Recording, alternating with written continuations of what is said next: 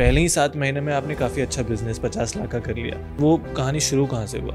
अगर आपका इंटेंशन अच्छा होता है तो आपको लोग मिल जाते हैं। काफ़ी अच्छे लोग मिले ये जर्नी में। आपको किसी ने इंट्रोड्यूस किया बैम्बू के बारे में? जैसे आज हम तो सीख रहे हैं प्लेटफॉर्म से। एक शिवकालीन भी एक रेफरेंस है कि शिवाजी महाराज के टाइम पे जो वेपन्स बनते थे तो उस बाम्बू से बनते थे, जैसे तीर हो या भाला हो। तो वो लोग आज भी उसी गांव में रहते हैं, बाम्बू का बिजनेस करते हैं। तो उन लोगों ने मुझे इंट्रोड्यूस किया कि सर देखो यहाँ पे इतना बाम्बू होता है और आप यहाँ पे फैक्ट्री डालो। तो वो वैसे स्टार्ट हुआ। लास्ट ईयर हमने 5.25 का क्रॉस किया। इस साल वी आर एक्सपेक्टिंग अराउंड 8 को हम क्रॉस करेंगे 8 year. India is 50,000 crore market in bamboo आज, एंड 2030 तक 71,000 करोड़ का हो सकता है। सिर्फ bamboo plantation is not the only solution. First machine जो हमने लिया था 8,500 रुपीज का, और आज हमारे पास अराउंड 2.2 करोड़ की मशीनरी है। एक भी लोन के ऊपर नहीं है। सर 2026 में अगर मैं बैम्बू का बिजनेस स्टार्ट करना चाहता हूँ, मेरे लिए कौन सा बिजनेस मॉडल सबसे अच्छा होगा आपके अनुसार? ये समझना बहुत जरूरी है कि बाम्बू का बिजनेस 4 सेक्टर में डिवाइड है। फर्स्ट वन इज, आज प्लास्टिक वेस्टेज का क्या सिचुएशन है? जब हमने पढ़ना स्टार्ट किया तो इंडिया का 1 बिलियन डिस्पोजेबल रेजर हर साल हम कचरे में फेंक देते हैं। उसको डिस्पोज होने में कम से कम 250 साल लगते हैं। माइक्रो प्लास्टिक इतने लेवल पे जा चुके हैं कि न्यू बॉर्न बेबी के ब्लड में भी माइक्रो प्लास्टिक के ट्रेसेस मिले हैं। अगर हम इसी तरह से प्लास्टिक यूज करना शुरू रखते हैं तो 2050 में समुद्र में जितना मरीन लाइफ नहीं होगा उतना प्लास्टिक होगा। हमारे honourable prime minister Narendra Modi और लेट रतन टाटा जी ने आपको एक्नॉलेज किया था आपके काम के लिए। ये कब हुआ सर? जब वो आए काउंटर पे, मेरा स्टॉल देखने जब आए थे, आई वॉज सो ब्लैंक कि उनका ऑरा इतना अच्छा बड़ा होता है, मैं भूल ही गया मुझे क्या बात करनी थी। तो वो अच्छा था मेरा इंटरेक्शन। बैम्बू का किसान एक साल में कितना कमाता है एकड़ से, इसका अंदाजा है? महाराष्ट्र गवर्नमेंट ने जो अभी एक स्कीम किया है उस पर तो पर हेक्टर वो लाख रुपए दे रहे हैं बाम्बू को लगाने के लिए सिर्फ। मतलब अगर मैं बैम्बू लगाऊं तो सरकार मुझे लाख रुपए दे रही है, पर हेक्टर दे रही है। तो सबको लगाना चाहिए। नमस्कार दोस्तों और स्वागत है आप सभी का एग्री टॉक के एक नए एपिसोड पर। हमारे आज का एपिसोड एक बहुत ही पॉपुलर टॉपिक के बारे में है, जो कि है बैम्बू फार्मिंग। जी हाँ दोस्तों, हमारे चैनल पे पहले हमने बैम्बू फार्मिंग के टेक्निकल एस्पेक्ट्स को कवर किया है, लेकिन आज के एपिसोड में हमने प्रयास किया है बैम्बू फार्मिंग के बिजनेस को समझने के बारे में। हमारे आज के एपिसोड के मेहमान हैं मिस्टर योगेश शिंदे जी। आज बैम्बू इंडिया के द्वारा वो कई सारे किसानों के साथ काम कर रहे हैं और प्लास्टिक को रिप्लेस करने का प्रयास कर रहे हैं उनके प्रोडक्ट्स के द्वारा। कुछ साल पहले इन्होंने शार्क टैंक पर इन्वेस्टमेंट भी उठाया था और हमारे honourable prime minister Narendra Modi ji और लेट रतन टाटा ने इन्हें एक्नॉलेज भी किया था।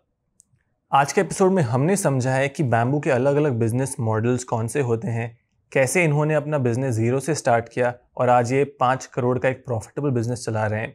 यदि आप बैम्बू स्टार्ट करना चाहते हैं, क्या क्या चीज़ आपको ध्यान में रखना चाहिए, क्यों चाइना भारत से कई वर्ष आगे बैम्बू फार्मिंग में। बहुत ही नॉलेजेबल एपिसोड है। इस एपिसोड को अंत तक ज़रूर देखिए, और अगर आपने अभी भी चैनल को सब्सक्राइब नहीं किया है तो सबसे पहले चैनल को सब्सक्राइब कर लीजिए, वीडियो को लाइक करिए और कमेंट करके बताइए आगे आप कौन से वीडियोस और किन गेस्ट को हमारे चैनल पर देखना चाहेंगे। Presenting to you mister Yogesh Shinde, only on agri talk.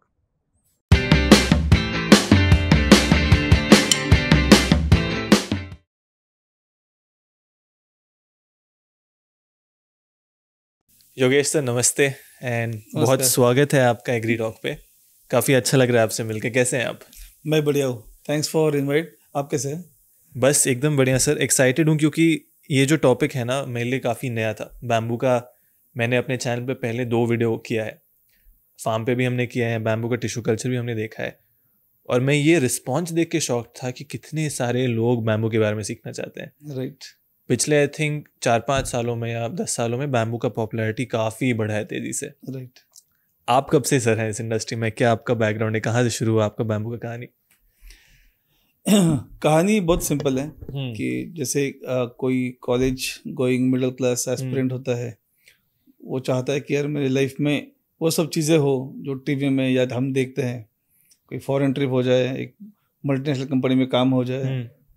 तो वैसे ही I completed my masters from Pune, and उसके बाद I join IT industry because उस टाइम पे वो एक फ्लो था।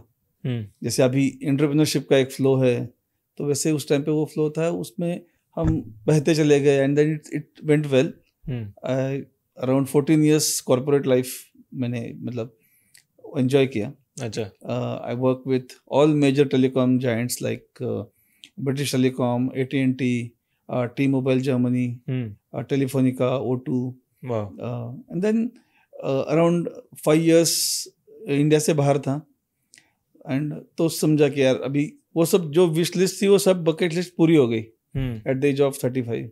फाइनेंशियल सारे, हाँ सारे, मतलब वही एक मिडिल क्लास का एस्पिरेशन क्या होता है, एक 4-5 फॉरेन कंट्री घूम ले, एक अच्छा सा घर हो जाए, बच्चों का फ्यूचर सिक्योर हो जाए और एक कार हो जाए. उसके ऊपर हम ज़्यादा कुछ सोचते नहीं है. तो उस टाइम पे वो जब पूरा हुआ, देन व्हाट नेक्स्ट. तो 2011-12 या उस टाइम पे इंडिया अगेंस्ट करप्शन का काफ़ी बड़ा मूवमेंट अन्ना हजारे जी ने शुरू हुआ था, और वो उसका काफ़ी रिएक्शन फॉरेन में था. तो हमने भी जर्मनी में एक प्रोटेस्ट किया था, ऑनलाइन प्रोटेस्ट. सब इंडियन बच्चे वहाँ पे आए थे. तब सोचा, तब वो एक डिबेट शुरू हुआ था, यार तुम तो यहाँ बैठे हो और इंडिया की बात करते हो, तो इससे क्या होगा. तो सोचा कि let's go to India.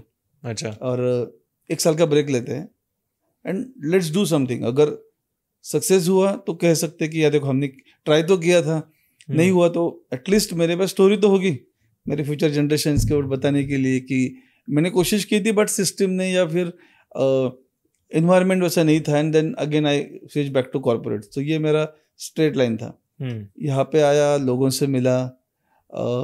Agriculture मेरा मेजर था एरिया, क्योंकि I am from teachers family.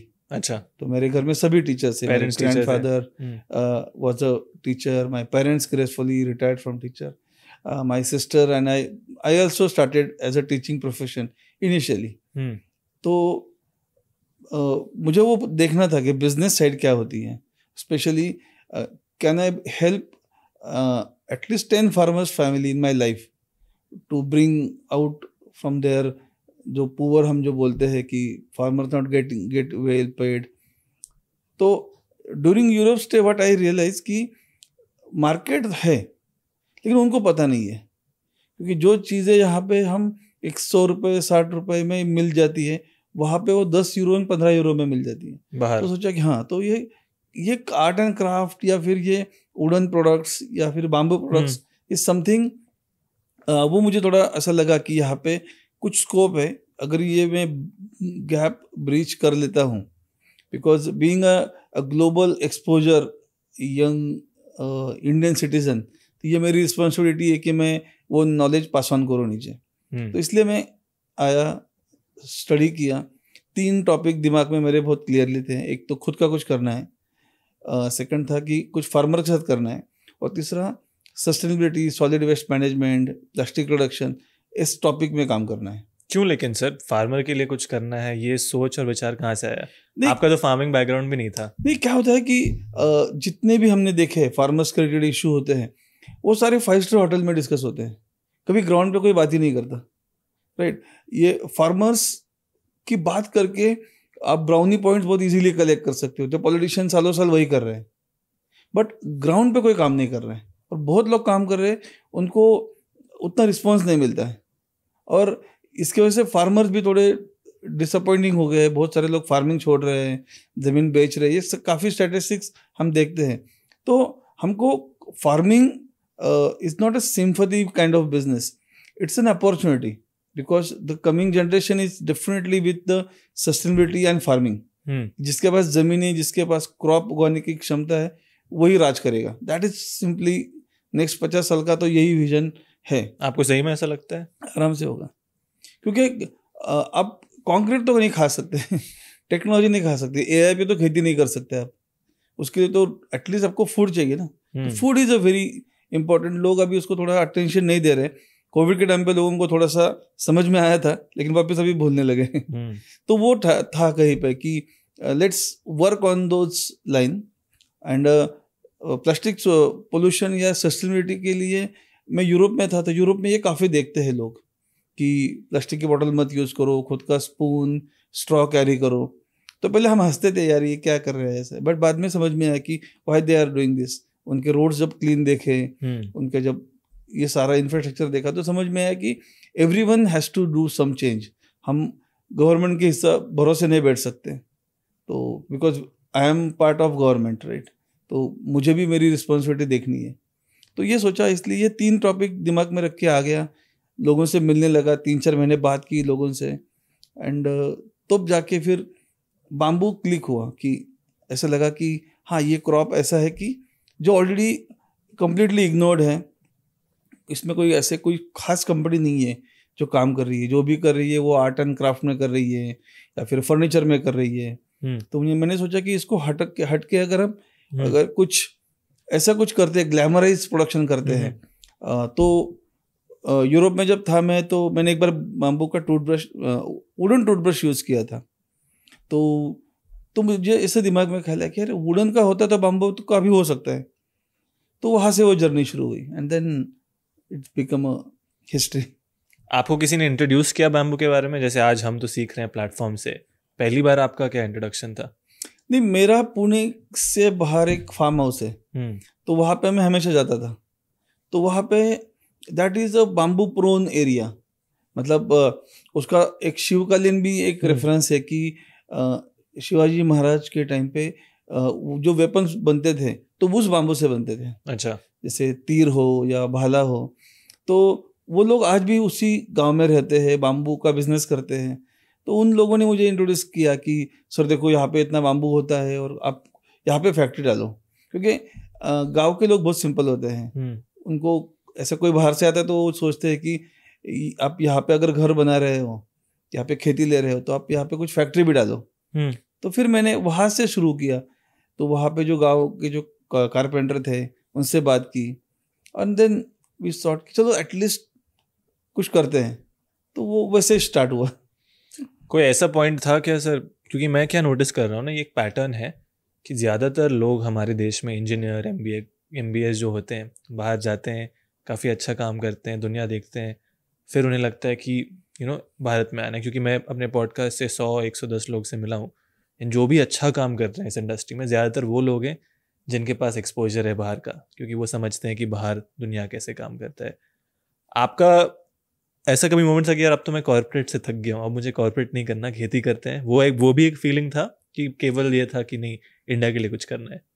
नहीं, वो एक्चुअली इट्स वन कोई इवेंट नहीं होता ऑनेस्टली, ऐसे बहुत सारे इवेंट होते हैं। तो एक तो डेफिनेटली वही था कि 14 ईयर्स सिर्फ कॉर्पोरेट कर रहा था। तो उसमें एक चैलेंज ऐसा भी होता है कि मैं क्या कर रहा हूँ मेरे घर को पता ही नहीं है। फॉर एग्जांपल मेरे बेटा मुझे जब पूछता था कि आप क्या काम करते हो, तो मैं उसको वो टेक्निकल सॉफ्टवेयर बता ही नहीं सकता कि मैं क्या कर रहा था। मैं सॉकेट प्रोग्रामिंग कर रहा था, मैं अजाइल कोच था। तो मुझे ऐसा लगा कि मुझे उनके लिए ऐसे कुछ बताना है कि मैं टेबल पे रखूँ, where they can touch, they can feel, they can smell and say कि हाँ ये हम बनाते हैं या हमारे पापा ने ये बनाया है। ये था टॉपिक।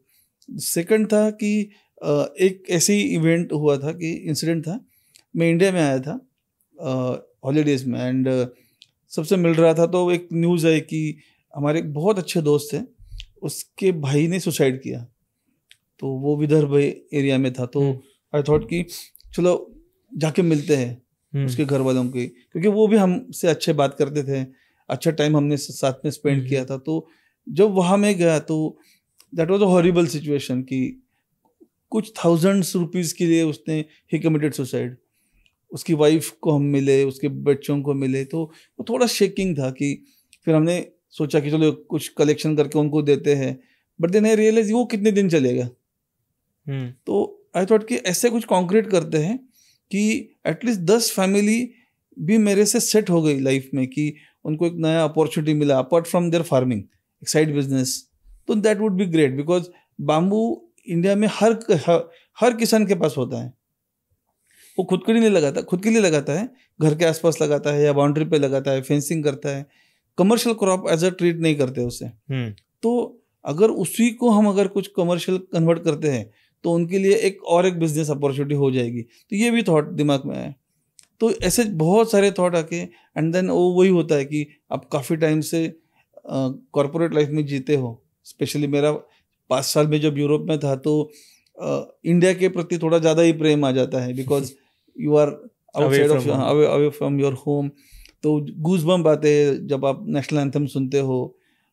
तो ऐसा सुना कि यार नहीं, अभी लेट्स टेक अ ब्रेक। तो ये सिर्फ 1 साल का ब्रेक का ही बात थी। घर पे मैंने वैसे ही कन्विंस किया था कि 1 साल काम करूँगा, बट वो बाद में रियलाइज कि I am enjoying more in that field then corporate life. तो आई थॉट, तो मैंने मेरे मैनेजर से बात की, ही आल्सो सेड कि फॉलो योर पैशन, एंड वो चलता गया। तो 1 साल आप सोच लिए ठीक है अब मुझे भारत आना है, भारत में कुछ करना है, फिर वो कहानी शुरू कहाँ से हुआ? क्योंकि बहुत ही इंटरेस्टिंग चीज़ जो मैं पढ़ रहा था, पहले ही 7 महीने में आपने काफ़ी अच्छा बिजनेस 50 लाख का कर लिया, इंडिया आ गए आप वापस, ठीक है अब सोच लिए बैम्बू मुझे करना है, अगले मंडे या ट्यूसडे उठ के फिर कैसे स्टार्ट किया अपना दिन? नहीं, मैंने तो पहले 3-4 महीने तो प्रॉपर स्टडी में लगा दिए। मैंने कुछ नहीं किया, मैंने जस्ट हर चीज़ में एक्सप्लोर कर रहा था। जैसे मैं लोगों से मिला, यहाँ पे एक बाम्बू एक्सपर्ट है, डॉक्टर हेमंत बेडेकर जी हैं, तो उनको मिला, उन्होंने काफ़ी मेरे डाउट्स क्लियर किए। उसके बाद विनय कोलते जी है, उनकी बाम्बू नर्सरी है पुणे में, उनसे मिला, उन्होंने काफ़ी डाउट्स क्लियर किए। उसके बाद संदीप थेंग एक बाम्बू एक्सपर्ट है, वो नेशनल बाम्बू मिशन के महाराष्ट्र के कोऑर्डिनेटर थे, तो उनसे बात हुई। तो आई एम वेरी ब्लेस्ड कि मुझे ये लोग मिले, इन्होंने मेरी बेसिक सारी जो डाउट्स थे बाम्बू को लेके या बाम्बू बिजनेस को लेके वो क्लियर किए। And then it is my turn कि अभी इसको मुझे बिजनेस बनाना है। एंड आपका मोबाइल फ़ोन या आपका नेटवर्क आपका सबसे बड़ा एसेट है, ये मैं बहुत जानता हूँ।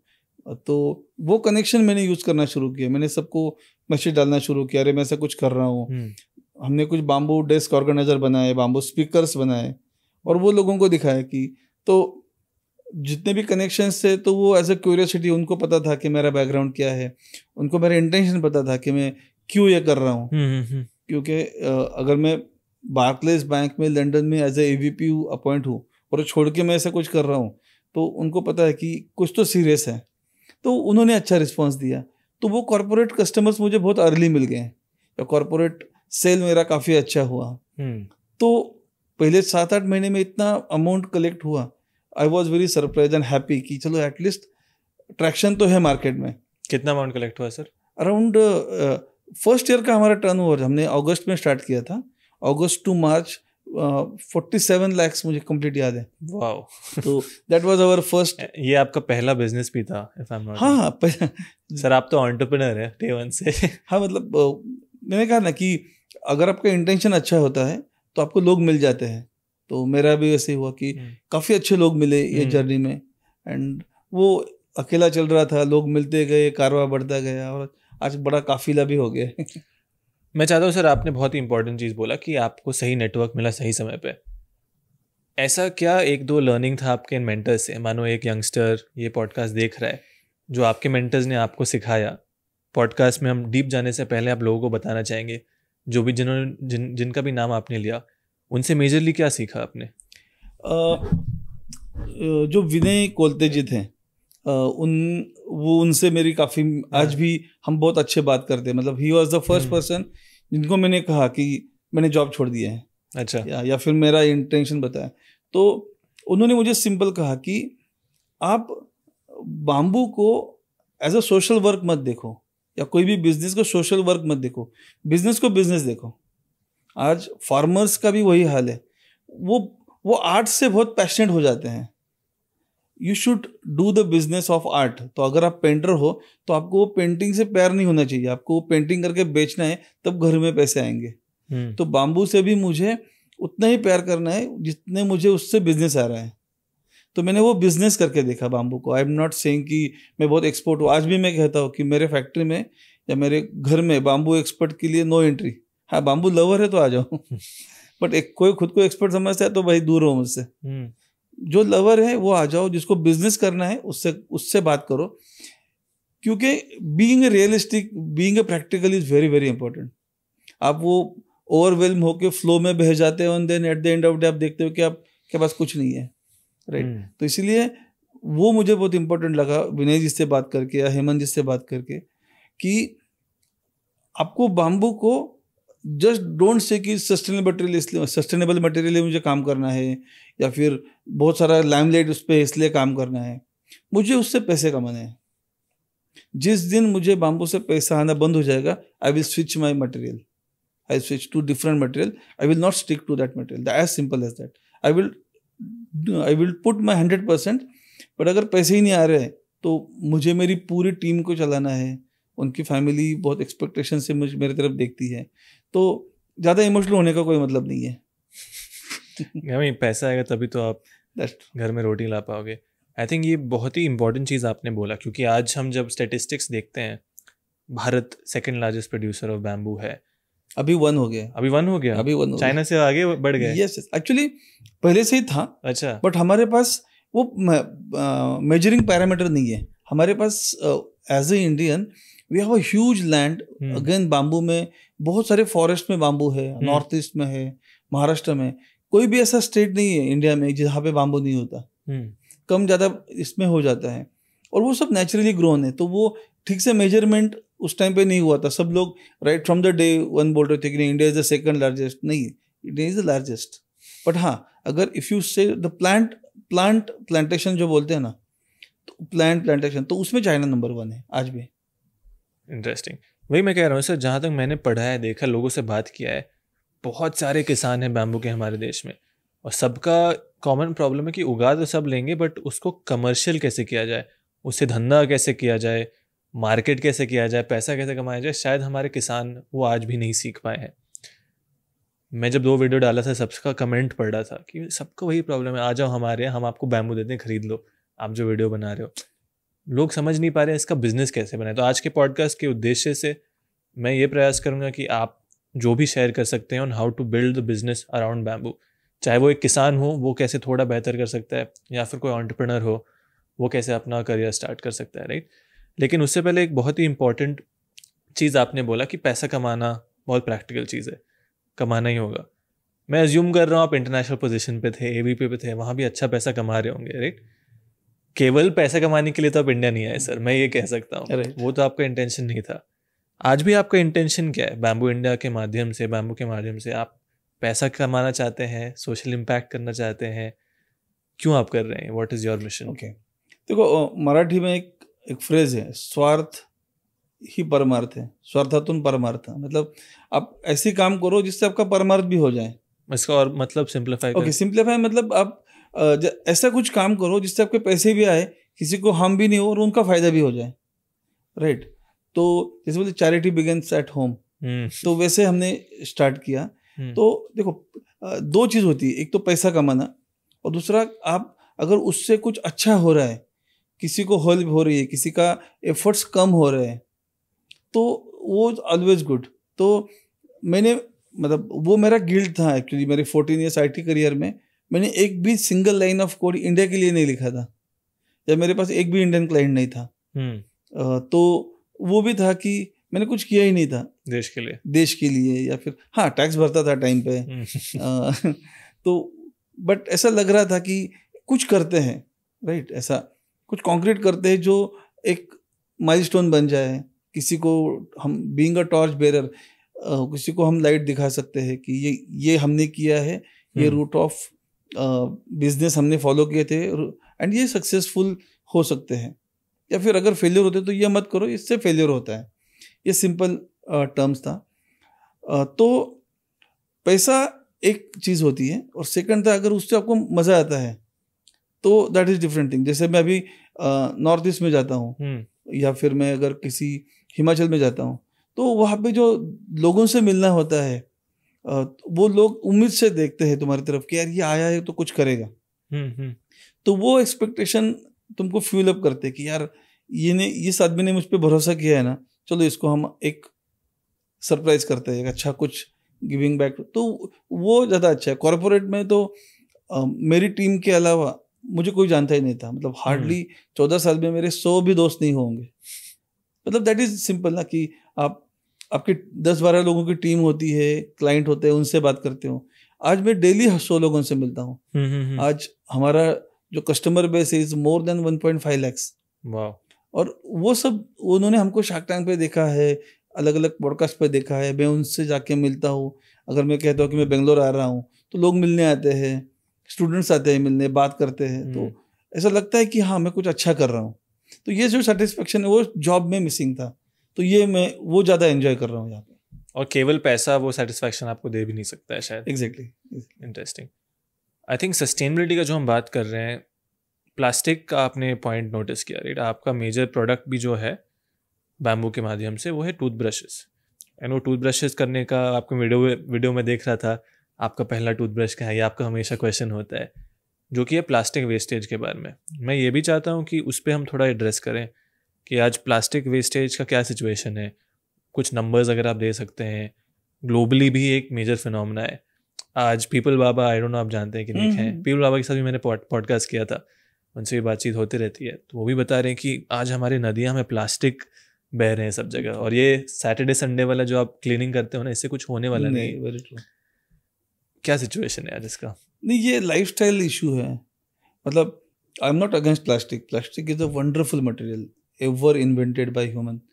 तो बट वही होता है कि जैसे शुगर भी हमने इन्वेंट की थी, which is the best source of glucose, but जैसे हमने शुगर का इतना इस्तेमाल किया, then we become a diabetic, फिर हमको गोली लेनी शुरू हो गई। तो similarly plastic is like a glucose, वो हमने इतना कंज्यूम किया, now the earth is become diabetic. तो डायबिटिक मतलब अगर हम इसी तरह से प्लास्टिक यूज़ करना शुरू रखते हैं तो 2050 में या शायद उससे पहले ही यूनाइटेड नेशन का रिपोर्ट है कि समुद्र में जितना मरीन लाइफ नहीं होगा उतना प्लास्टिक होगा। क्या बात कर? तो ये इतना ज़्यादा है। सिर्फ ब्रश में बात करता हूँ तो 260 यूनिट्स ब्रश के हम एवरी ईयर इन इंडिया कचरे में फेंकते हैं। 260 करोड़ यूनिट्स ब्रश के, और रिसाइकल नहीं, और रिसाइकल का अक्रॉस द ग्लोब सिर्फ 5 to 10% ही रिसाइकल होता है, बिकॉज हमारे पास वो कलेक्शन मैकेनिज्म नहीं है, राइट? अभी गवर्नमेंट ने काफ़ी बैन किया हुआ है, सिंगल यूज प्लास्टिक को बैन किया है, प्लास्टिक ईयरबड्स बैन किया है। तो बट वही है कि बैन करने की ज़रूरत क्यों है? हम खुद रिस्पॉन्सिबल नहीं हो सकते कि हर बार आपको गवर्नमेंट का इंटरवेंशन क्यों चाहिए? अगर गवर्नमेंट हर चीज़ में इंटरवेंशन करने लगी तो आप कुछ सालों बाद बोलेंगे नहीं, हाँ फ्रीडम ऑफ स्पीच किधर गया, फ्रीडम ऑफ, तो ये freedom comes with the responsibility. तो वो हम रिस्पॉन्सिबिलिटी खो रहे हैं। अभी कल ही हमने, मतलब लास्ट वीक हमने भी लॉन्च्ड बाम्बू शेविंग रेजर। तो उसका भी हमने, जब मैंने पढ़ना शुरू किया था, मुझे काफ़ी लोगों का मैसेज आता था कि सर आप रेजर भी लॉन्च करो, डिस्पोजेबल रेजर लॉन्च करो। ये 4-5 साल से फीडबैक आ रहा था मुझे, डीएम आ रहे थे। तो जब हमने पढ़ना स्टार्ट किया तो इंडिया का 1 बिलियन रेजर्स, डिस्पोजेबल रेजर हर साल हम कचरे में फेंक देते हैं। 1 बिलियन शेविंग रेजर, मतलब 8,000 करोड़ के आसपास। हाँ राइट, बिकॉज एक बार शेव करते हैं, फेंक देते हैं। तो वो जो है रेजर, वो सेम ना, वो डिस्पोजेबल नहीं होता, उसको डिस्पोज होने में कम से कम 250 साल लगते हैं। तो हमने सोचा कि चलो उसका हैंडल तो प्लास्टिक का, उसका क्या यूज़ है? ठीक है, ब्लेड के लिए समझ सकते हैं कि वो ग्रिप चाहिए, जैसे ब्रश, बाम्बू टूथब्रश में ब्रिसल्स भी कंपलसरी है, हमने वो नहीं चेंज किया। तो now we are into bamboo innovation, bamboo products innovation, where we are reducing the plastic from the existing products. तो ब्रश का हमने हैंडल चेंज किया, रेजर का हैंडल चेंज किया, ईयरबड्स का हमने बीच का जो प्लास्टिक का स्टिक है वो कम किया।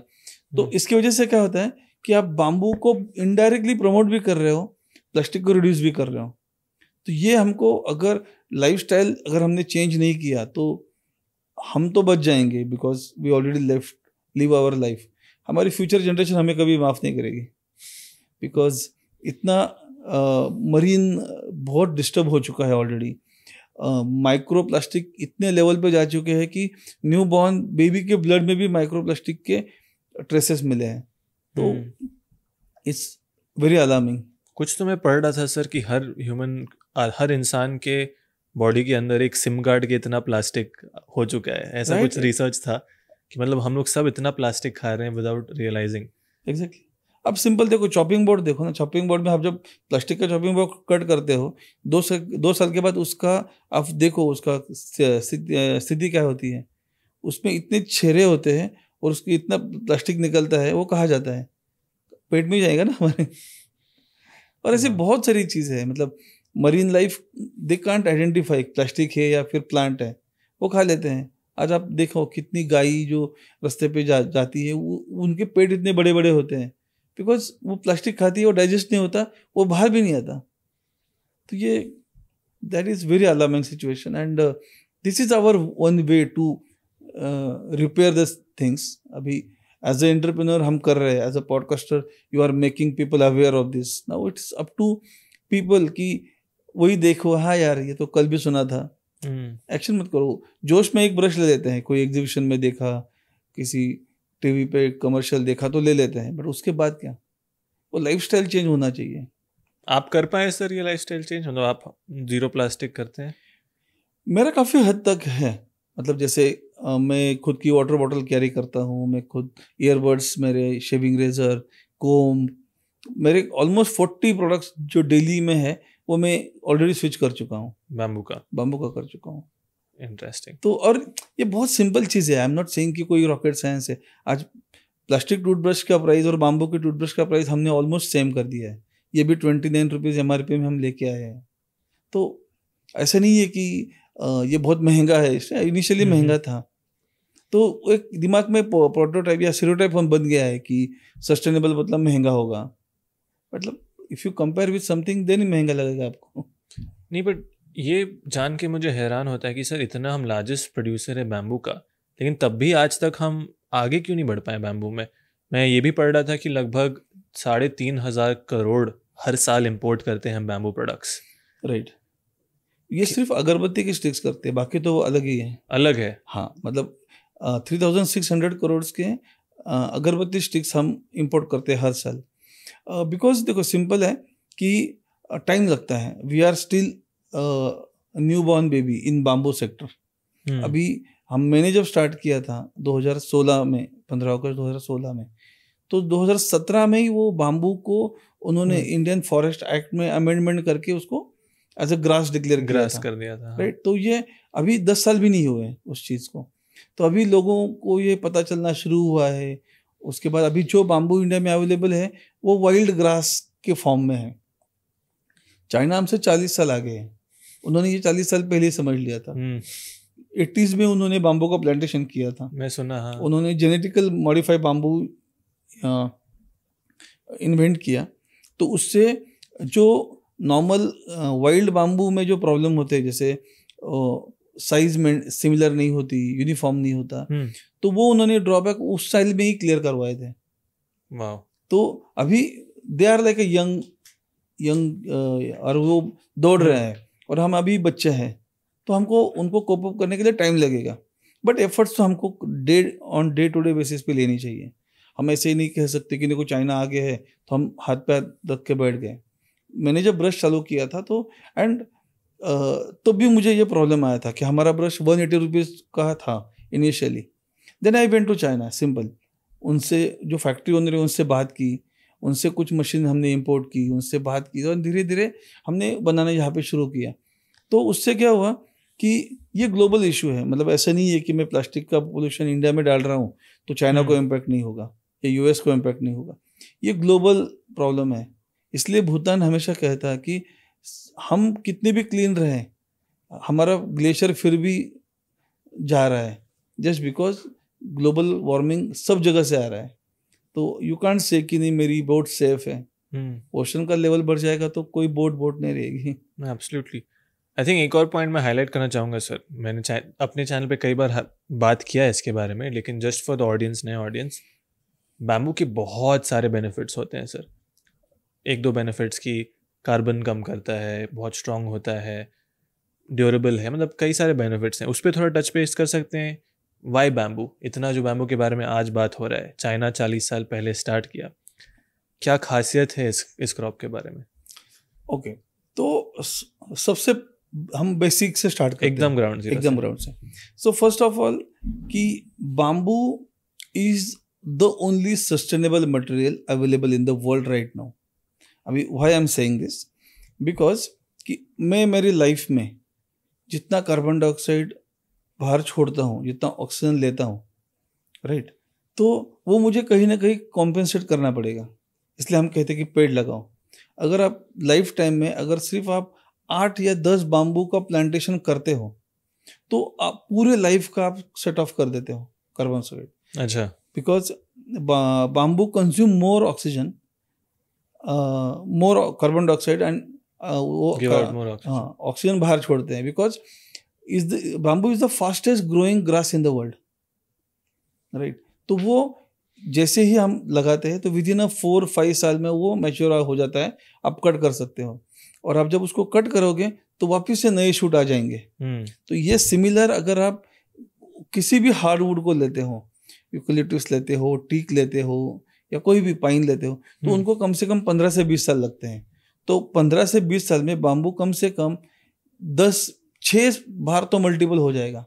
कट करो तो वापस आएगा, एक कट करोगे तो 2 वापस आ जाएंगे। तो ये चीज़ें जो है ये बाम्बू को यूनिक बनाते हैं।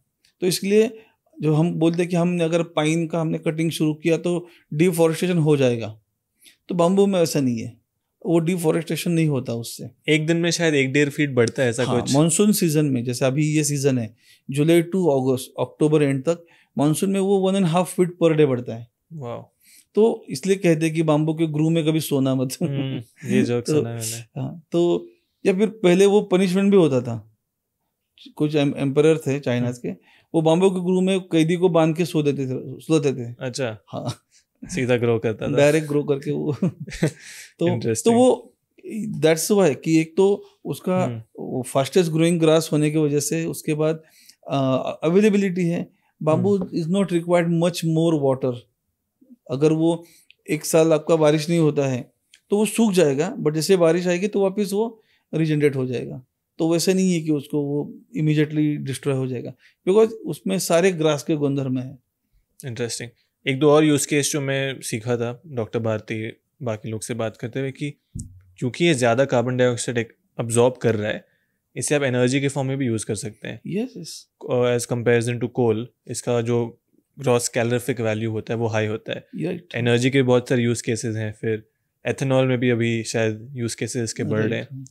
ओवरऑल आई थिंक बहुत पोटेंशियल है। इट्स लाइक जैसे हम कल्पतरु बोलते हैं नारियल के पेड़ को, उसका कोई भी छिलका भी वेस्ट नहीं जाता। सिमिलरली बाम्बू का भी है कि आपको हर एक उसका जो है बाम्बू का पार्ट वो यूटिलाइज हो जाता है। रूट्स उसके यूजफुल है, लीव्स उसके यूजफुल हैं, बायोमास के लिए हम यूज कर सकते हैं। जैसे अभी हमारी फैक्ट्री, वी ऑलवेज से कि we are zero waste company, because अगर डस्ट भी बाहर निकलता है हम वो डस्ट भी कलेक्ट करते हैं। अच्छा। और उसको पैलेट्स में कन्वर्ट करके एनर्जी एप्लीकेशन के लिए, जैसे ब्रिकेट हो या पैलेट्स हो, उसके लिए हम यूज कर सकते हैं। तो बाम्बू इज 100% यूटिलाइज करने वाला एक रॉ मटेरियल है। I think that's very very interesting. Business पे मैं आना चाहूँगा। आप अभी एग्जैक्टली समझा सकते हैं सबसे पहले अलग अलग एप्लीकेशंस के? आपने जब स्टार्ट किया आई थिंक टूथब्रश से स्टार्ट किया, बट अभी आप रेजर बोल रहे हैं। कैसे कैसे अलग अलग एप्लीकेशंस हैं बैम्बू के जो दुनिया में भी हो रहे हैं और आप कर रहे हैं यहाँ पे? ओके, तो ब्रॉडली सब लोग कहते हैं कि 1800 more than 1800 known applications bamboo के अक्रॉस द ग्लोब है। Wow. Right, from the toothbrush से लेके, फैब्रिक से लेके, पेपर से लेके, फर्नीचर से लेके, बहुत सारे आर्टिकल्स हम बना सकते हैं। राइट, तो जब मैंने स्टार्ट किया था तो मुझे ऐसा कहा था मेरे मेंटोर ने कि कोई भी बिजनेस बड़ा स्टार्ट करने से पहले छोटा प्रोडक्ट कुछ तो बनाओ और पहले बाम्बू को साल भर देखो कि एवरी सीजन में वो कैसे बिहेव करता है। Try to understand bamboo first. अच्छा। Don't set up a big factory, loan भी लेके मत करो, तो वो डेंजरस है। तो इसलिए मैंने कहा ठीक है। तो फिर हमने सबसे पहला प्रोडक्ट हमने जो बनाया था वो बाम्बू स्पीकर था। अच्छा, पहले ही प्रोडक्ट स्पीकर हाँ, बाम्बू स्पीकर था। स्पीकर, डेस्क ऑर्गेनाइजर, ये डेस्कटॉप आइटम जो होते हैं वो था। तो क्योंकि मुझे वो देखना था कि हाउ बाम्बू बिहेव, क्योंकि उसमें इन्वेस्टमेंट बहुत कम था। सिर्फ हमने एक चॉपिंग मशीन लेके आए थे एंड देन मैंने right from the day one एक ऐसी पॉलिसी की थी कि I will not invest too much money in machines और infra, I will get it things done from outside. तो being an born and brought up in industrial area, Pune and PCMC जो मैं रहता हूँ वो इंडस्ट्रियल टाउन है। तो वहाँ पे आपको बहुत सारी एंसिलरी यूनिट्स मिल जाएगी, पेंट शॉप मिल जाएगी, इनग्रेविंग वाले मिल जाएंगे, कटिंग वाले मिल जाएंगे, तो आपको उसके लिए इन्वेस्टमेंट करने की ज़रूरत नहीं है। तो हमने वो जो स्पीकर हमने बनाया, फिर वो हम पेंट शॉप में लेके गए, वहाँ पे दिखाया, और उन लोगों को आदत ही है कि हाँ चलो नया प्रोडक्ट आता है तो दे गिव प्रायोरिटी, क्योंकि उनको पता है कि इससे बिजनेस शायद एक नया डाइवर्सिफाई हो सकता है। तो उन्होंने हमारी काफ़ी हेल्प की R&D में कि कैसे पेंट कर सकते हैं, उसको ड्राई कितना टाइम करना चाहिए। एंड देन जैसे ही वो as a industrial product market में आया, देन पीपल के आई में कनेक्ट हुआ कि अरे ये बाम्बू है फिर भी अलग है, क्योंकि इंडस्ट्रियल फिनिश था, लेजर इनग्रेविंग था, अच्छा पैकेजिंग था, राइट। उससे पहले लोग क्या करते थे, बाम्बू को एज ए सिम्पथी बेचते थे, अरे आर्ट एंड क्राफ्ट है, ट्राइबल का प्रोडक्ट है, फार्मर्स का प्रोडक्ट है। हमने स्ट्रेट बोला buy on the merit of the product, we need opportunity not a sympathy, simple. तो वो लोगों को अपील हुआ, फिर हमने एग्जीबिशन स्टार्ट किए, तो लोगों ने अप्रिशिएट किया, परचेस किया, बट हमको एक रियलाइज हुआ कि ये प्रोडक्ट लोग बार बार नहीं खरीदने वाले। अगर आपको बिजनेस करना है तो आपको रिकरिंग कस्टमर चाहिए, करेक्ट, राइट। तो हमने सोचा कि अभी क्या कर सकते हैं। देन आई रिमेंबर कि अरे हाँ, मैंने एक ब्रश यूज़ किया था जर्मनी में, वो वुडन का था, तो हम बाम्बू में कर सकते हैं क्या। तो इंडिया में बहुत लोगों से पूछा, बोले नहीं, इंडिया का बाम्बू का स्ट्रक्चर अलग है, ये बाम्बू में नहीं हो सकता। Then I came to know कि यार चाइना में किसी ने स्टार्ट किया है। तो बीइंग एन ग्लोबल एक्सपोजर इतना मेरा था, मैं ऑलमोस्ट 28 कंट्रीज घूम चुका था, वहाँ पे काम कर चुका था, लोगों से बात करना पता था, लोगों से ट्रांसपोर्ट कैसे करते वो पता कर सकते थे। तो मैंने सोचा चलो let's explore this world as well. अब तक तो मैंने कंपनी के लिए किया, अभी खुद के लिए करते हैं। Then I contacted someone from China, online बात की, तो उन्होंने काफ़ी अच्छा रिस्पॉन्स दिया। तो मैंने उनसे कुछ पहले रेडीमेड ब्रश मंगा लिए। अच्छा, इंपोर्ट किया, और वो प्रोडक्ट ऑनलाइन बेचे, लोगों को दिखाया, तो वो हाथों हाथ बिक गए। अच्छा। तो फिर मैंने सेकंड बैच बड़ा लार्जर क्वांटिटी ऑर्डर किया, तो वो भी विदिन अ मंथ 2 मंथ्स खत्म हो गए। तो ये पता चला कि लोगों में इंटरेस्ट तो है, खरीदने के लिए लोग तैयार है, लोगों को बस पता नहीं है कि कहाँ मिलता है, बट उनको वेबसाइट पता चल गई, या फिर एग्जीबिशन में हम जाते थे तब पता चल गया। देन थॉट कि ये इंटरेस्टिंग है। Then I went to China, तो उन लोगों से मिला, तो उन्होंने 2-3 बार मैंने परचेस किया था, तो दे वर ओपन कि हाँ ये हम ऐसा बनाते हैं, वैसे बनाते हैं।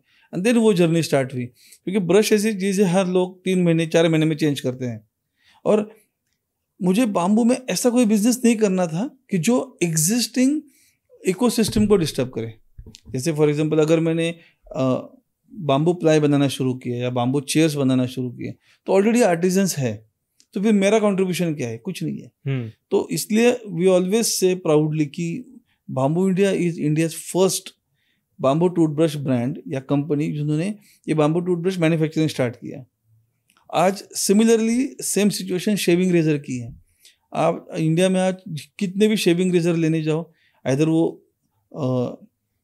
MNC है, बड़े बड़े कंपनीज की है, या फिर जो इंडियन ब्रांड है वो चाइना से इंपोर्ट करके यहाँ पे उनका लेबल लगा के बेच रहे हैं। तो आजकल वो स्टार्टअप का इकोसिस्टम ही हो गया है।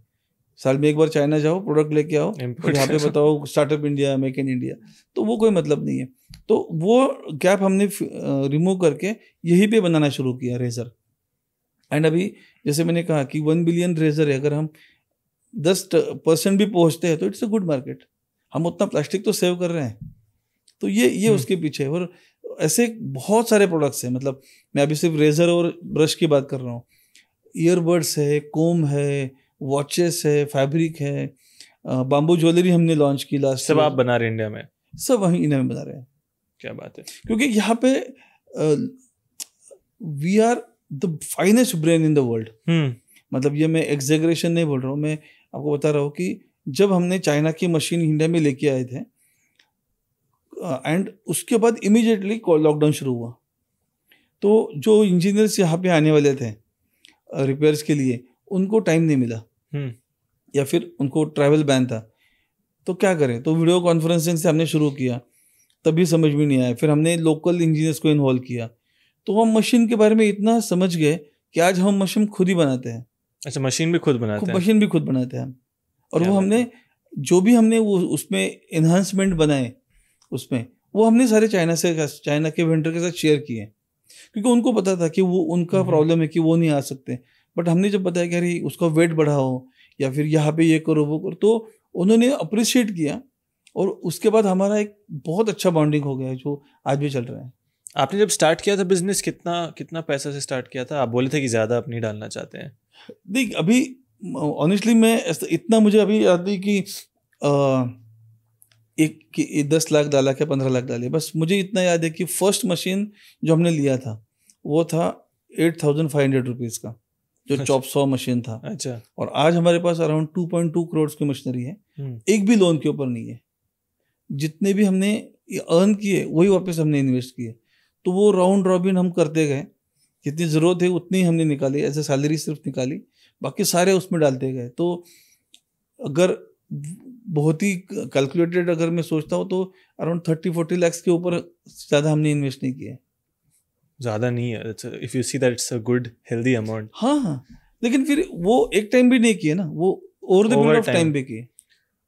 सर 2026 में अगर मैं बैम्बू का बिजनेस स्टार्ट करना चाहता हूँ, मानो ये पॉडकास्ट में देख लिया, मेरे लिए कौन सा बिजनेस मॉडल सबसे अच्छा होगा आपके अनुसार? ओके, तो देखो एक्चुअली ये समझना बहुत ज़रूरी है कि बाम्बू का बिजनेस 4 सेक्टर में डिवाइड है, ठीक है। फर्स्ट वन इज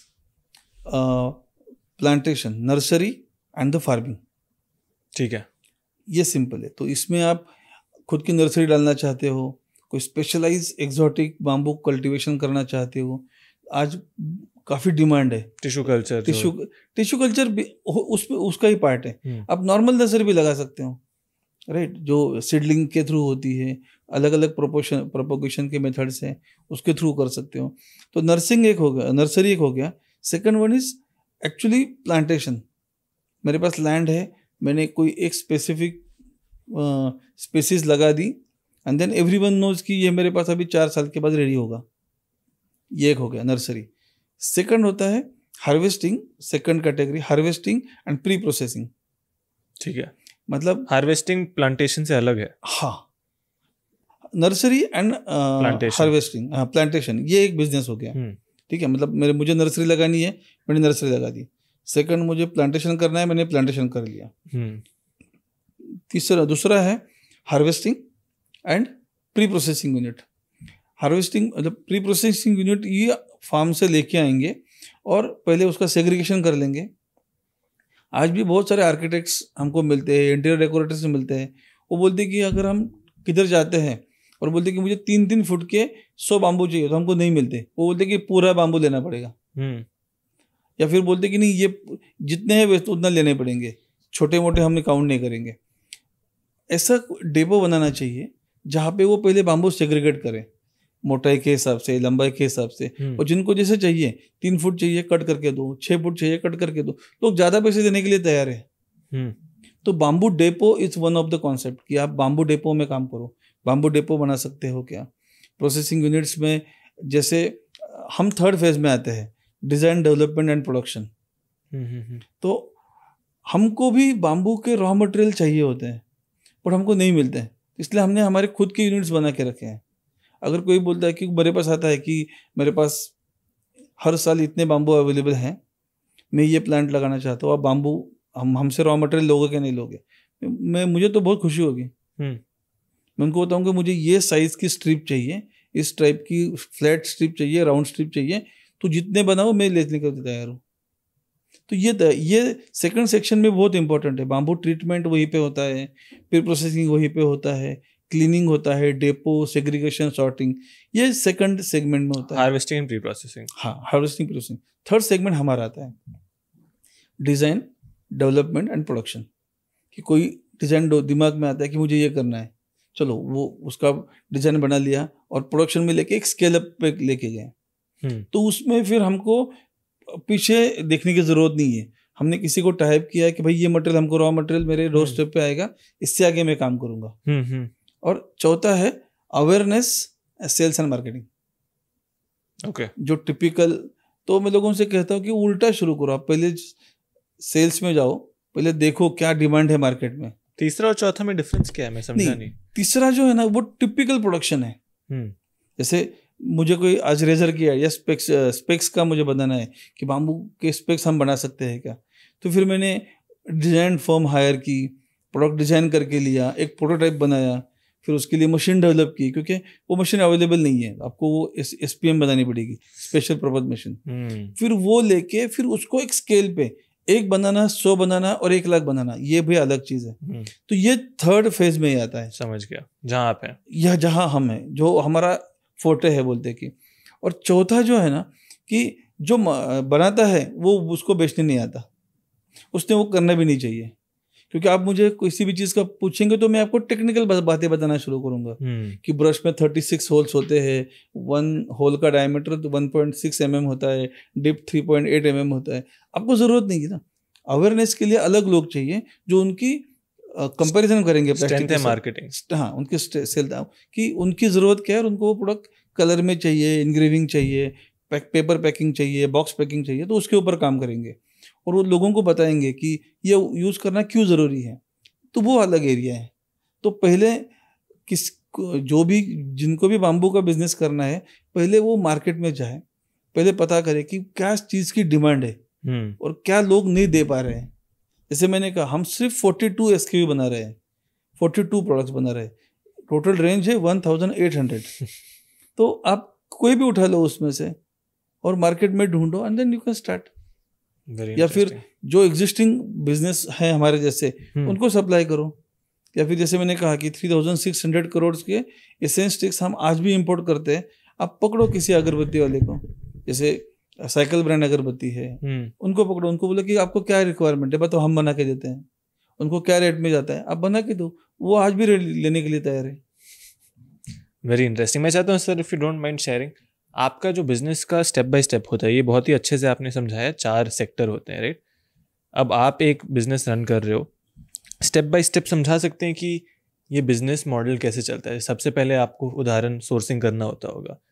खेत पे तो मैं समझ गया बैम्बू कैसे उगता है, अलग अलग फेज़ होते हैं।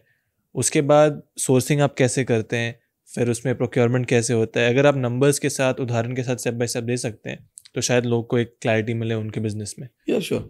तो देखो, आज हाँ रेज़र की बात करते हैं। रेज़र हमने अभी रिसेंटली स्टार्ट किया है। तो बाम्बू शेविंग रेज़र आज हमारा प्रोडक्शन है 5 lakh razor per month. Okay, ठीक है। मोस्टली होटल्स में जाता है, रिटेल्स में हमने भी लास्ट वीक ही शुरू किया है। तो इसमें क्या होता है कि हमारे जो पार्टनर्स हैं वो अलग अलग लोकेशन पे, जैसे हिमाचल में है, नॉर्थ ईस्ट में 2-3 जगह है। तो हम उनको रिक्वायरमेंट देते हैं कि देखो, हमने ये प्रोटोटाइप बनाया है, तो हमको शेविंग रेज़र के लिए ये सिलेंड्रिकल ट्यूब चाहिए, ये इतना लेंथ होना चाहिए, इतना डायमीटर होना चाहिए, और इतना पॉलिशिंग होना चाहिए, जो भी है, जो स्पेसिफिकेशन। ये कैटेगरी 2 वाले लोग हो गए। हाँ, कैटेगरी 2 वाले हो गए।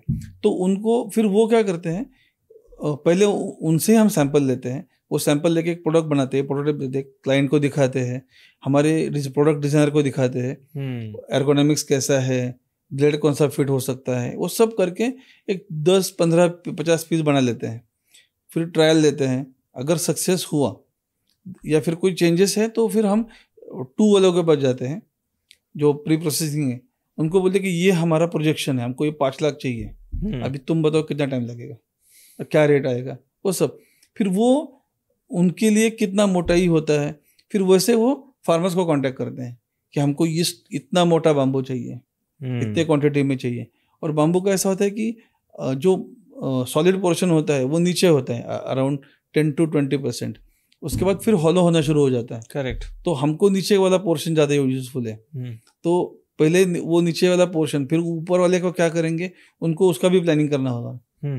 तो वो फिर अगरबत्ती के लिए यूज़ करेंगे या फिर फायर के लिए यूज़ करेंगे, ब्रिकेट के लिए, तो वो उनका कॉल होता है। तो वो फिर वो उनका कैलकुलेशन करके हमको प्राइस बता देंगे, एक रोड मैप बता देंगे, और इसके बाद वो फार्मर्स को बता देंगे। मतलब वो 3 to 2 to 1 ऐसे साइकिल होते हैं। और एक बार वो सेट हो गया तो वो टाइम लगता है धीरे धीरे, बट एक बार प्रोग्रेस उनको पता चल गया कि हाँ 3 लाख देने ही है या 4 लाख देने ही है, देन वो उनके हिसाब से प्लान शुरू करते हैं। तो that's why I am saying कि ये 4 सेक्टर इसलिए हम मेरे हिसाब से बहुत इंपॉर्टेंट है। अर्लियर जब मैं बाम्बू स्पीकर बनाता था तो राइट फ्रॉम द मैं फार्मर्स के पास मैं खुद ही आ जाता था। अच्छा। उनसे लेके मैं खुद ही प्रोसेस करता था, मेरे फार्म हाउस पे जाके उसको कट करके ड्राई करके फिर पुणे लेके उसको कट करके वो सब करता था।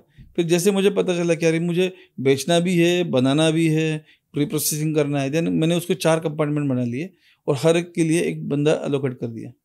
अभी प्री प्रोसेसिंग एक भी यूनिट हम खुद ओन नहीं करते, हमने वो एंटरप्रेन्योर्स बना के उनको छोड़ दिया है, अभी तुम बनाओ और मुझे ही मत बेचो, जिसको बेचना है बेचो।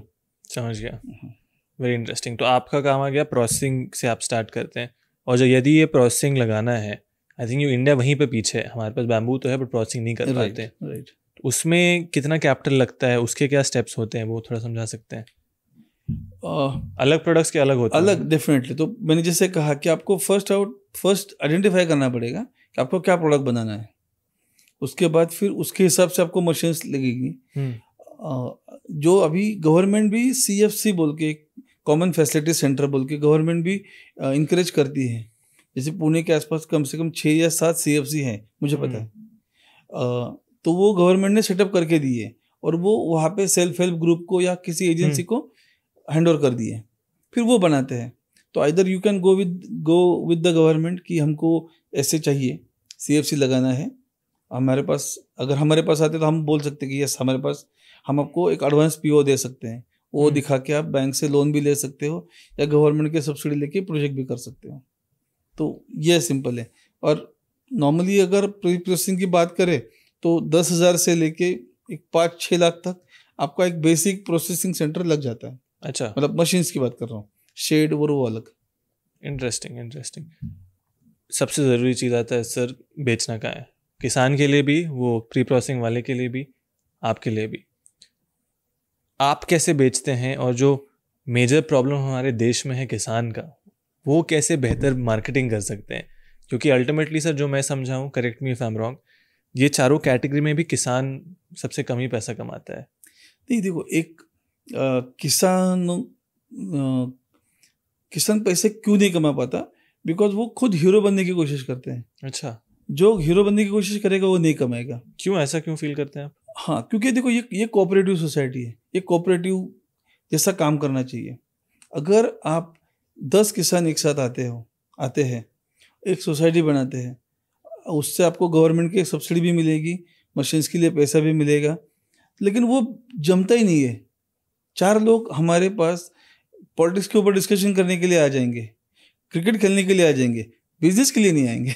ऐसा नहीं होता है? नहीं होता है, वही प्रॉब्लम है। अगर ये 10-12 किसान आते हैं, कुछ एक साथ करते हैं, देन उनके पास एक अच्छा कलेक्शन बन जाता है। अभी मेरे पास कोई किसान आता है कि मेरे पास 4 एकड़ का बाम्बू है, मैं बोलता हूँ कि मैं तुझसे अकेले डील नहीं कर सकता, मुझे डेली 2 ट्रक बाम्बू चाहिए। मैं तुझसे लूँगा तो मेरे 4 दिन में तेरा माल खत्म हो जाएगा, बाकी 360 दिन में किससे लूँ? तो क्रिएट अ सोसाइटी, जैसे तू 4 एकड़ का है, ऐसे 10 लोग जमा कर, एटलीस्ट 1 महीने भर का माल मुझसे तुझसे मिल जाएगा ना।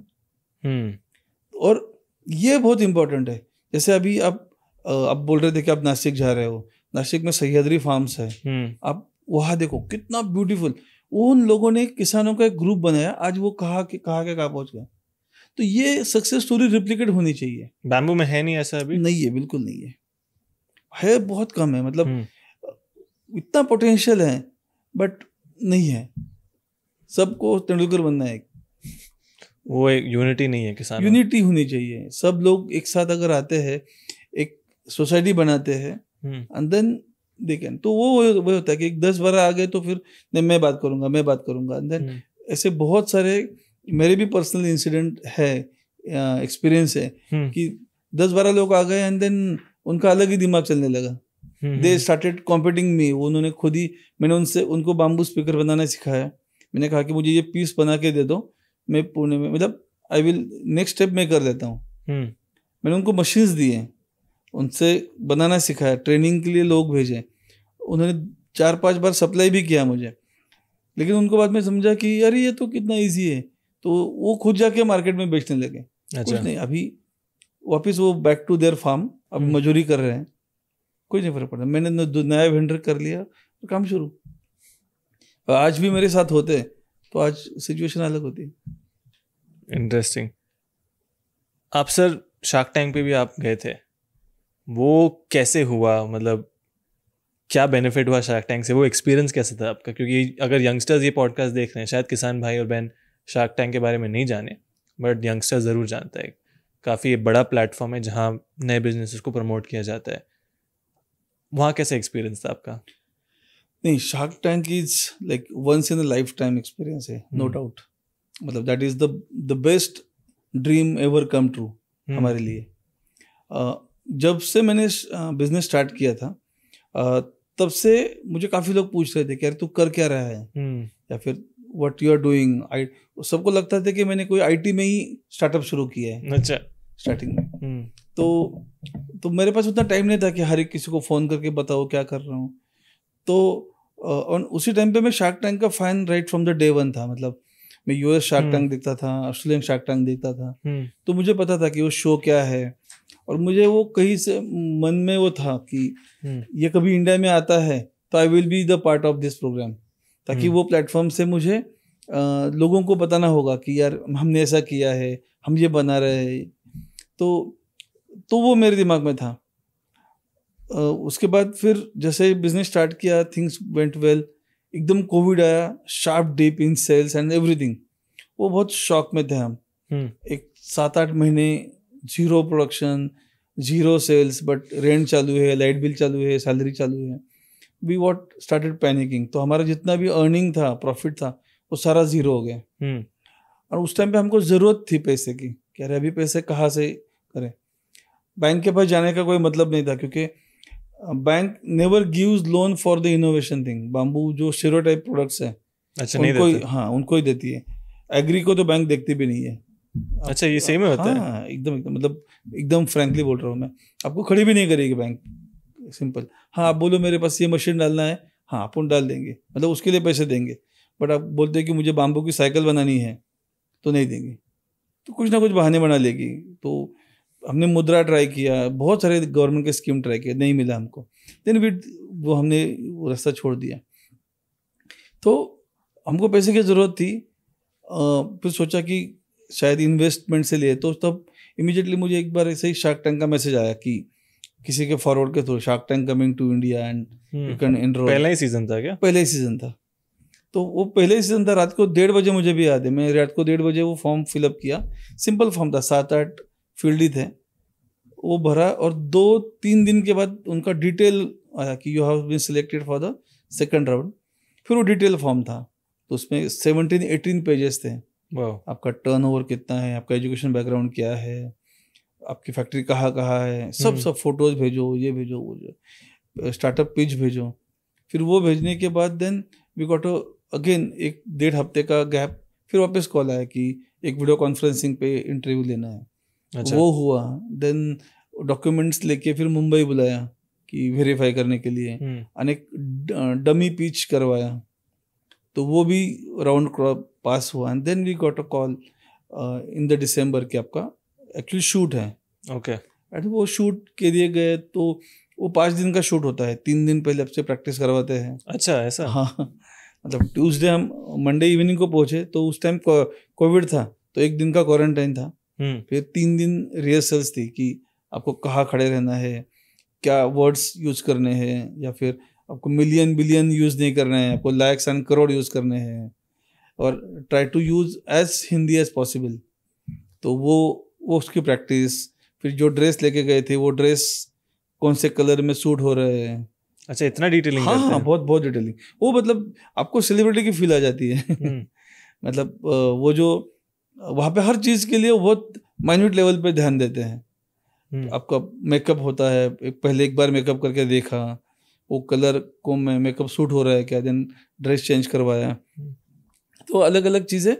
फिर लास्ट सैटरडे इवनिंग, मतलब फ्राइडे सैटरडे संडे 3 दिन एक्चुअल शूट होता है। तो हमारा नंबर सैटरडे इवनिंग को आया था। अच्छा। तो वो शूट हुआ, देन इट वेंट वेल। फिर आफ्टर दैट वहाँ पे जैसे हमको डील मिली, मतलब एक तो मुझे वहाँ पे था तो एक थोड़ा प्रेजेंस ऑफ माइंड मेरा अच्छा था कि वहाँ पे इतना पता चल गया कि अगर डील होती है तो ही आप टीवी पे आ सकते हो। मतलब वो तो सिंपल है ना, कोई डील नहीं होती तो वो क्यों दिखाएंगे टीवी पे। तो वो था कि कुछ भी करो, डील लेनी है, बाकी बाद में देख लेंगे। तो फिर मैंने सीए से बात की, क्या हम वैल्यूएशन कितना कम ज़्यादा कर सकते हैं। अच्छा, ये सही में बात किया था? हाँ, मतलब सब वो नंबर्स वगैरह जो है वो सारे वैलिडेट किए वंस अगेन, एंड देन जब हमने बहुत कॉन्फिडेंटली पिच हमारा हुआ, सबने अप्रिशिएट किया। शार्क्स में भी झगड़ा हुआ था हमारे लिए, कौन फंडिंग करेगा, and then we got the deal. उसके बाद उनको शायद 3 महीने लगते हैं नॉर्मल ड्यू डिलीजेंस के लिए, एंड उसके बाद जैसे टीवी पे एपिसोड आया 10 जनवरी, मुझे डेट भी याद है, उसके बाद we got so much occupied next 3 months. तो हमने जो 80 लाख डिमांड किए थे, हमको 1.8 करोड़ ऑनलाइन सेल से आ गए। वाह, 3 महीने में? 3 महीने में, 100 डेज हम बोलते हैं उसको। तो 100 डेज में तो अमेजोन अच्छा चला, फ्लिपकार्ट अच्छा चला, हमारी bambooindia.com अच्छी चली, डिस्ट्रीब्यूटर के कॉल आए।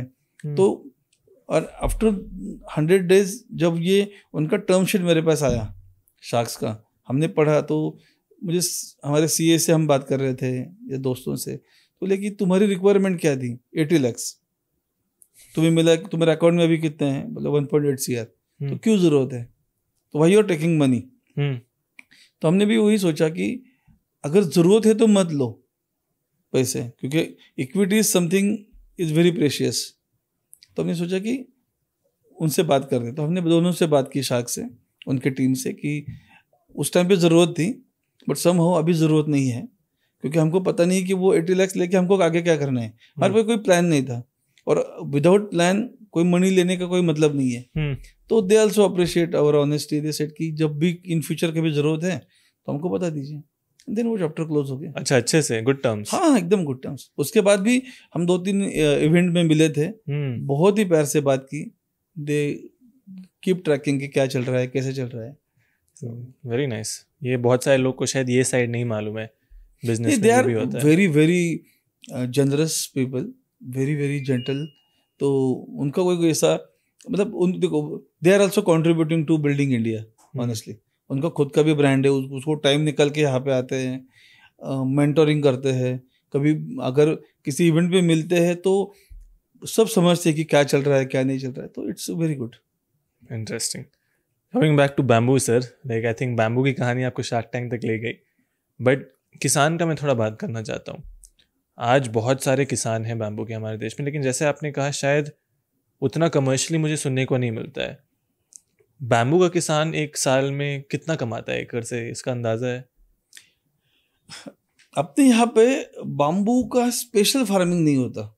जैसे हम बोलते ना कि बाम्बू फार्मिंग नहीं होता, bamboo is always considered as secondary crop. अच्छा, कोई केवल बैम्बू नहीं करता? केवल बाम्बू नहीं करता, अभी बहुत सारे कम है बट वो नहीं करते।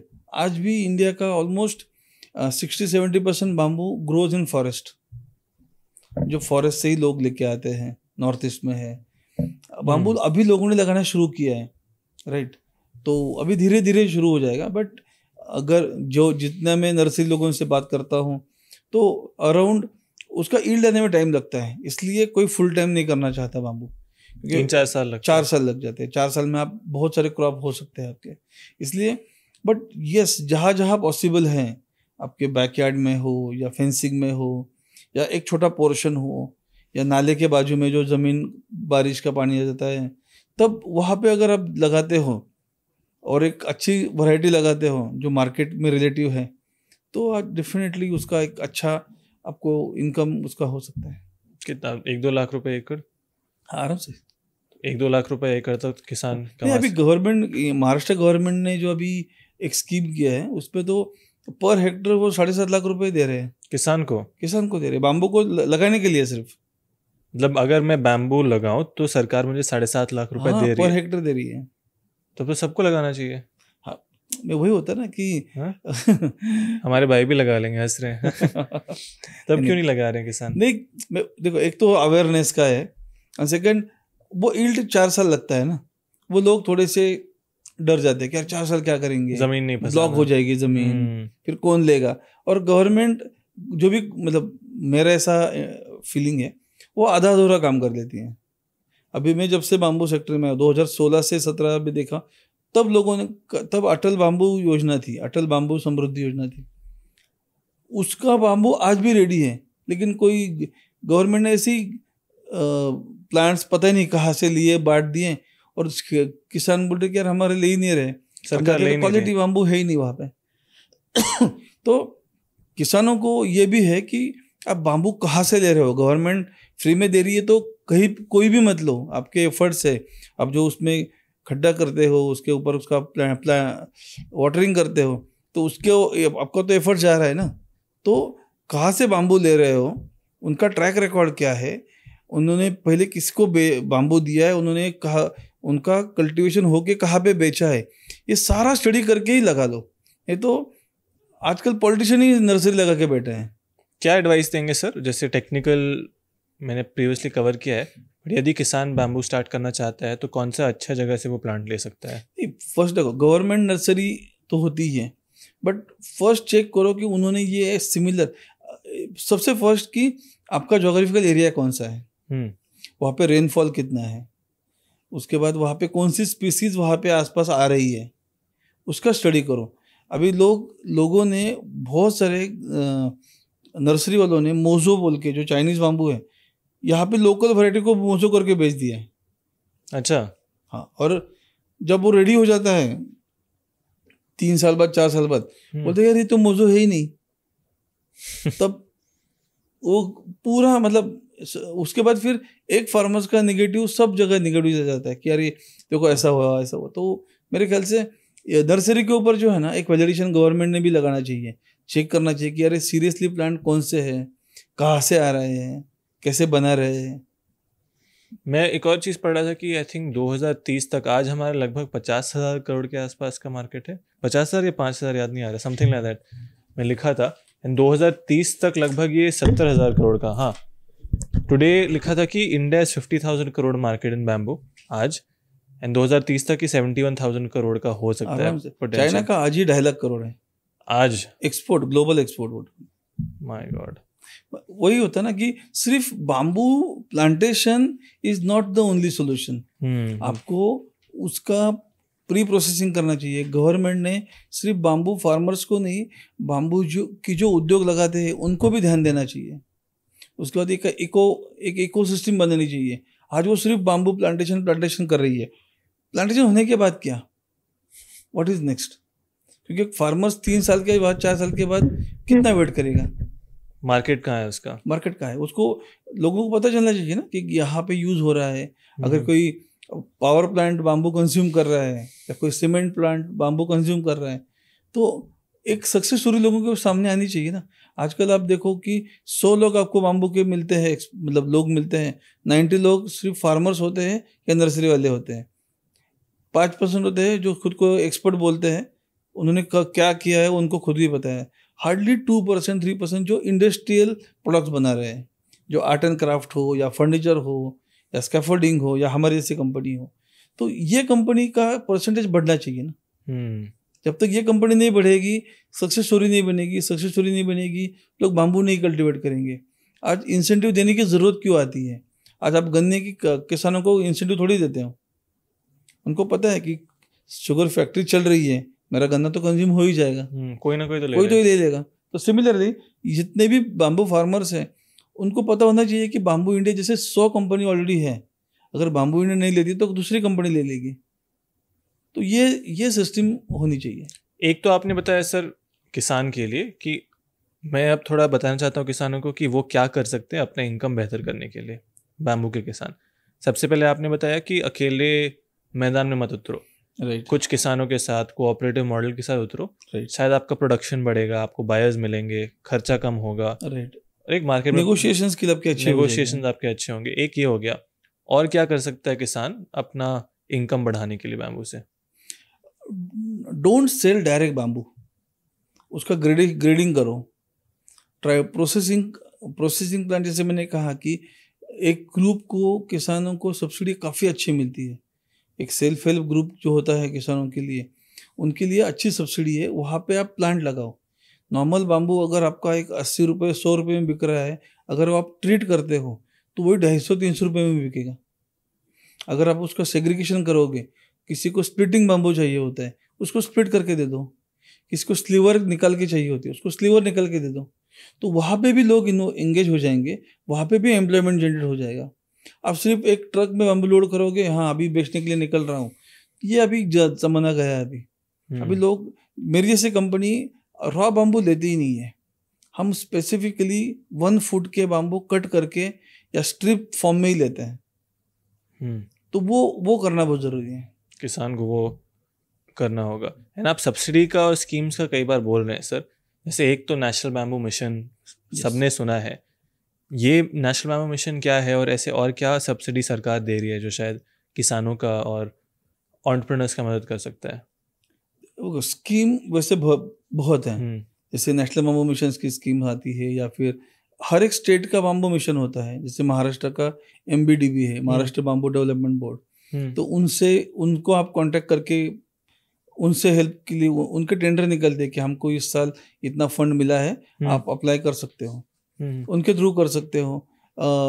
नाबार्ड के काफ़ी स्कीम्स हैं बैंकिंग के लिए, आप उनसे कर सकते हो। स्फूर्ति जैसे खादी ग्रामोद्योग की काफ़ी स्कीम है, उनके थ्रू आप एक आधा प्लांट लगा सकते हो। क्या तो सब्सिडी देते हैं ये सब्सिडी देते हैं, कभी कभी सब्सिडी 110% भी होती है। अच्छा, मतलब सरकार आपको पैसा दे रही है बैम्बू उगाने के लिए? हाँ, उगाने के लिए, प्लांट लगाने के लिए, मशीन्स लेने के लिए। बस वो एक को नहीं देगी या किसी प्राइवेट कंपनी को नहीं देगी, एक खेती समूह ग्रुप जो होता है उनको दी, कोऑपरेटिव जो हम बोलते हैं उनको देती है। सही में देती है कैसे? देती है। देखो, अगर आप ग्रुप हो जाता है ना, देन आपकी पावर होती है। आप अकेले जाते हो ना तो आपको कोई नहीं पूछता, ये मैंने देखा है। इसलिए मैं वही कहता हूँ कि अगर आप 50 फार्मर्स का एक ग्रुप लेके आओ जहाँ पे बाम्बू ग्रो करते हैं, आप एक एकड़ भी लगाते हो तो 50 एकड़ इज अ गुड अमाउंट। आप खुद का प्लान डाल सकते हो वहाँ पे, और then people will come to you, because आज की तारीख में प्रोफेशनल बाम्बू सप्लायर की अवेलेबिलिटी बहुत कम है। हमने भी छान के, हमारे पास गिन चुन के 10 बाम्बू सप्लायर है जिनके पास ही हम जाते हैं, बाकी सब एजेंट है। किसान से कुछ अलग रेट में लेते हैं, हमको कुछ अलग रेट में देते हैं, बीच में माल भी मिक्स कर लेते हैं, बहुत सारे झोल है उसमें। सिंपल, अगर मैं किसान हूँ तो ग्रुप बन जाऊँ, अच्छा क्वालिटी सॉर्टिंग ग्रेडिंग करूँ, सप्लायर से या जो खरीदने वाला है बायर से समझूँ कि उनको क्या चाहिए, अगर ये सब करूँ तो बैम्बू इंडिया भी मेरा बैम्बू खरीद सकता है। या डेफिनेटली। आप खुद आप बैम्बू इंडिया जैसे कोई कंपनी लगाना चाहते हो, I will be the first person to come there.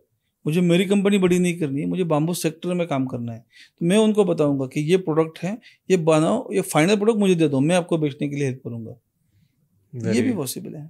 Very interesting.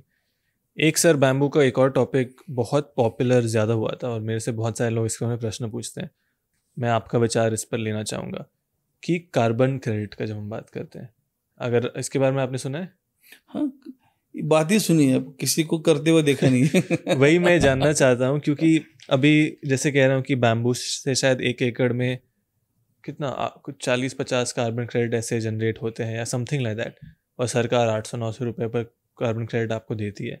अभी उसका फ्रेमवर्क उतना स्ट्रांगली बना नहीं है ऑनेस्टली। अच्छा, आप देखें ग्राउंड लेवल पे किसी किसान? नहीं, मैंने नहीं देखा। मतलब बात तो काफ़ी करते हैं लोग, ESG की बात करते हैं, यूनाइटेड नेशन के सस्टेनेबल गोल की बात करते हैं, बट ये बस वही होता है कि डिस्कशन ओवर कॉफी टेबल। ये ग्राउंड में मुझे नहीं, और उसका उतना इम्प्लीमेंटेशन नहीं हुआ है।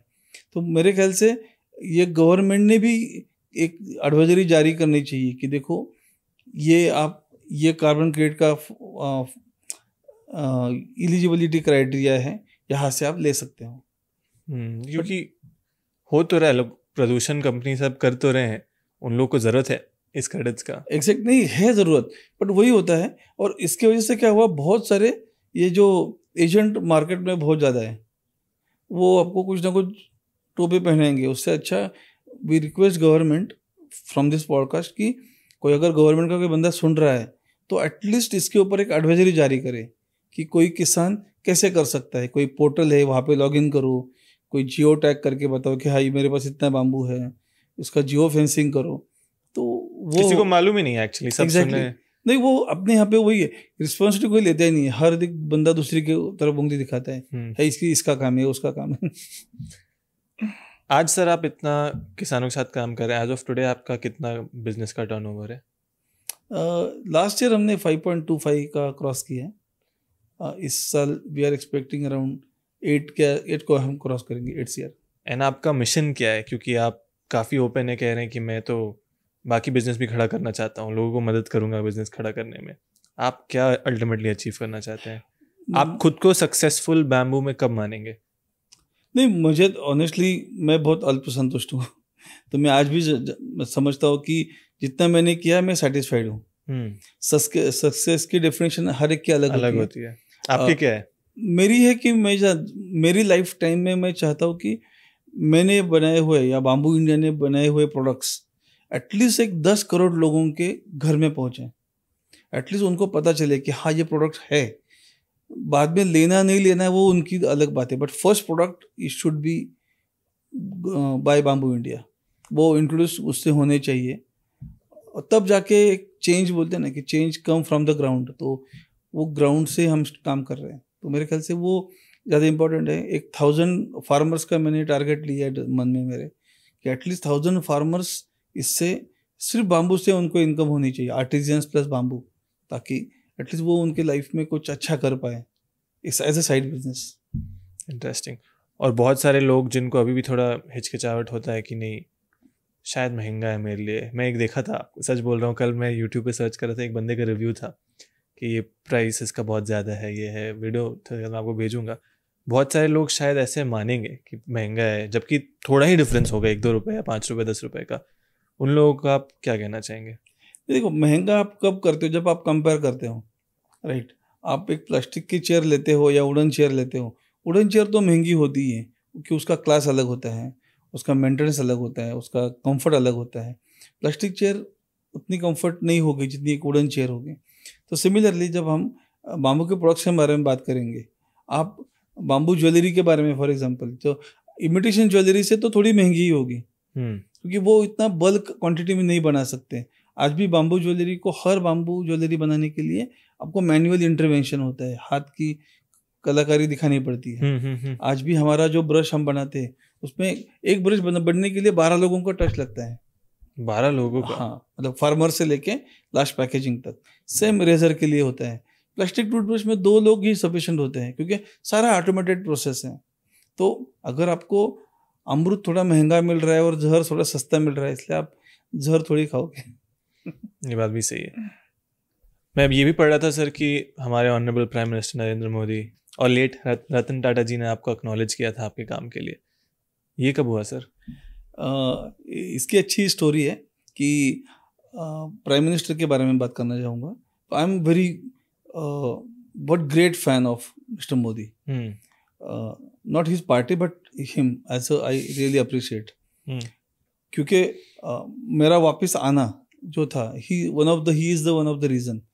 क्योंकि जब मेड इन इंडिया शुरू हुआ, मेक इन इंडिया शुरू हुआ, आत्मनिर्भर भारत, तो वो एकदम जोश आ गया था कि यार अभी कुछ करना है और अभी नहीं तो कभी नहीं। उनका स्पीच सुन के वो काफ़ी इम्प्रेस हुआ था। तो मुझे उनसे मिलने की काफ़ी उम्मीद, मतलब इच्छा थी कि यार 1-2 दिन आएगा कि मैं उनसे बात करूँगा, उनको थैंक्स बोलूँगा to inspire me to do business. तो 2018 में यूनाइटेड नेशंस का मुझे कॉल आता है कि we really like the way you are working. And उस टाइम पे वर्ल्ड एनवायरनमेंट डे जो 6 जून को होता है, तो वो India was the host. Okay. और यूनाइटेड नेशन मैनेज करता है वो पूरा। तो उन्होंने वहाँ पे एक 7 स्टार्टअप को इनवाइट किया था अक्रॉस इंडिया। तो जिसमें वो एडिबल स्पून भी था, बहुत सारे मरीन क्लीन का एटो ट्राई, वो बहुत सारे अच्छे स्टार्टअप थे और महाराष्ट्र से मैं अकेला था। तो वहाँ पे हम गए, सब स्टॉल लगाया, सब किया। And then 3rd day it was surprise कि हमको बताया कि कल मोदी जी आ रहे हैं। तो हमारे लिए बहुत ही बड़ा था कि we are not prepare anything. तो बस हमने सब रेडी करके रखा।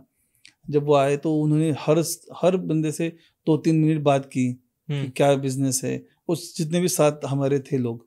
तो that was the first 1-to-1 interaction. And then next day एक उनके साथ चाय पे चर्चा थी हमारी। अच्छा। कि उनको United, everything is coordinated by United Nations. तो उनके लिए भी बहुत थैंक्स है कि मोदी जी ने क्या बोला आपको? कुछ बोला? मोदी एक्चुअली जब वो आए काउंटर पे मेरा स्टॉल देखने जब आए थे, आई वॉज सो ब्लैंक कि उनका ऑरा इतना अच्छा बड़ा होता है। मैं भूल ही गया मुझे क्या बात करनी थी। सब प्रिपेयर मैंने किया था, लिख के लिया था। तो मैं मैं उनसे मराठी में बात करना शुरू किया। वो बोलते मराठी?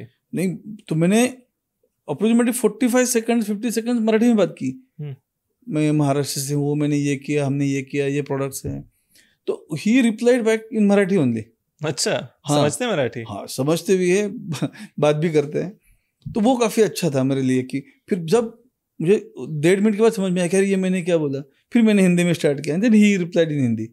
तो वो अच्छा था मेरा इंटरेक्शन। एंड नेक्स्ट डे जब मिले थे तब बाकी पूछा कब से स्टार्ट किया है, बोले कि अब don't stop in one Bamboo India, you are more responsibility to create 100 company like this. तो वो है अभी चैलेंज हमारे लिए। और रतन टाटा सर से? और रतन टाटा जी से 2020 में, हाँ 20 के आसपास ही था, मैं ऐसे ही ऑफिस में बैठा था, मुझे कॉल आया था कि टाटा हाउस से हम बात कर रहे हैं and Ratan Tata ji wants to meet you, तो आप कब आ सकते हैं। मैंने कहा नेक्स्ट वीक में हम अवेलेबल, तो उन्होंने कहा आ जाओ। तो फिर टाटा हाउस में हम गए थे। कहाँ है? मुंबई में। मुंबई में। तो एक आधा घंटा उन्होंने दिया था हमें, तो बस उन्होंने वही देखा कि क्या कर रहे हैं, कैसे कर रहे हैं, या फिर कैसा है। फिर उसके बाद तो मैं अकेला नहीं था, 3-4 लोग थे और भी बाम्बो सेक्टर से, तो हर एक को उन्होंने इतना टाइम दिया। कॉन्फ्रेंस रूम में हम 4 ही लोग थे, मतलब 3 बिजनेस और रतन साइड। तो जब बात की तो बहुत, मतलब मेरे लिए बहुत ही, क्योंकि हम कभी सोचते नहीं ना कि इनसे कभी मिल सकते हैं कभी लाइफ में, तो वो इट वाज गुड। कैसा था उनका ऑरा, वो कैसा? अरे नहीं, वो तो जस्ट लाइक पितामह भीष्म देखा है अपने महाभारत में, तो जस्ट लाइक दैट। एकदम white blue, light blue shirt थी, ब्लैक पैंट थी, और सामने बैठे थे, शेक हैंड किया, हाथ एकदम चिल्ड था, और एक छोटे बच्चे की तरह वो सुन रहे थे।